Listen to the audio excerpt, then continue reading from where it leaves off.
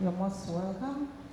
Olwaleero abakulu mu gavumenti nga bakulembeddwa amyuka omukulembeze w'eggwanga Jessica Alupo, minisita w'amateeka Norbert Mao basisinkanye essiga eddamuzi omubadde abalamuzi abakulira kkooti ento oba bayite ba chief magistrate, abalamuzi okuva mu kkooti enkulu, abalamuzi okuva mu kkooti ejulirwamu, ssaako n'abo abava mu kkooti ensukkulumu, bannamateeka abagundiivu omubadde ne Ssaabawolereza wa Buganda Oweekitiibwa Christopher Bwanika n'abalala basisinkanye mu Kampala okutema empenda ku ngeri gye basobola okukendeeza ku bungi bw'emisango egiwagamidde mu kkooti ez'enjawulo, ssaako n'okukendeeza ku kazito abalamuzi ke balina.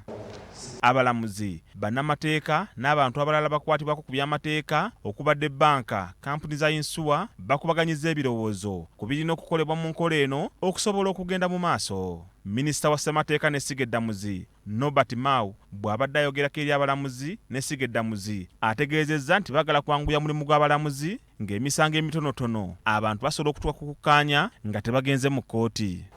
We are therefore gathered here not to tell our courts that we want to bring a substitute system. We are simply asking the courts that in line with our constitution, allow the people to participate in the resolution of disputes.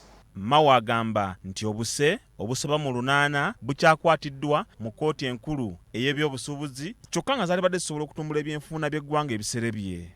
Your Excellency, we have 8 trillion Uganda shillings tied up in commercial courts because of disputes that are not ending.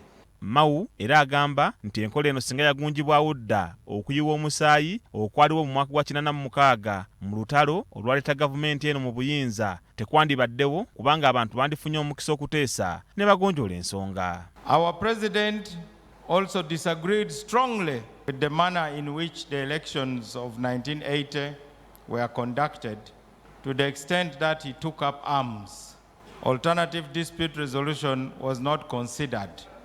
Ssaabawolereza wa Buganda Oweekitiibwa Christopher Bwanika agamba nti enkola eno ejja kuyamba nnyo mu kumalawo obukubagano mu bantu. Ono era agamba nti kino Buganda ebadde yakitandikako dda era awadde ekyokulabirako ekya kkooti ya Kisekwa ne kkooti endala.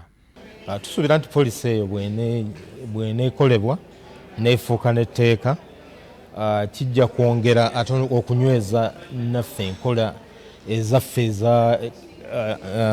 eza kkooti z'ekinnansi. Gamba mu Bwakabaka tulina kkooti ng'eya Kisekwa, tulina ebitawuluzi, kati enkola eno ebeera enyweza enkola ezo ezaffe ez'ekinnansi.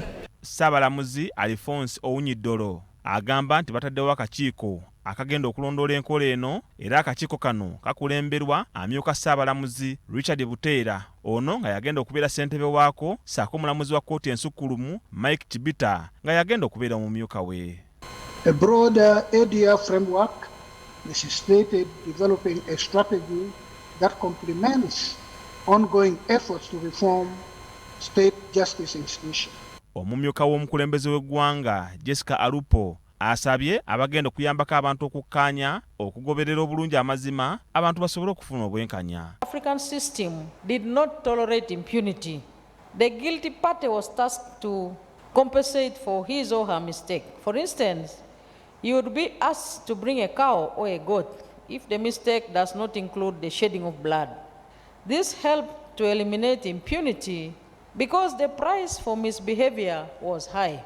Oluvannyuma lw'abakwatibwako ku mateeka okusisinkana, kati kisigalidde eri gavumenti n'omukulembeze w'eggwanga okukifuula etteeka abantu okukkaanya nga bayita mu bukiiko bwe bagenda okugunjaawo ng'ebibeera bisaliddwawo akakiiko ako bisobola n'okukozesebwa mu kkooti endala singa wabeerawo ebijulidde. Richard Mwanje, BBS Terefayina, ageesigika.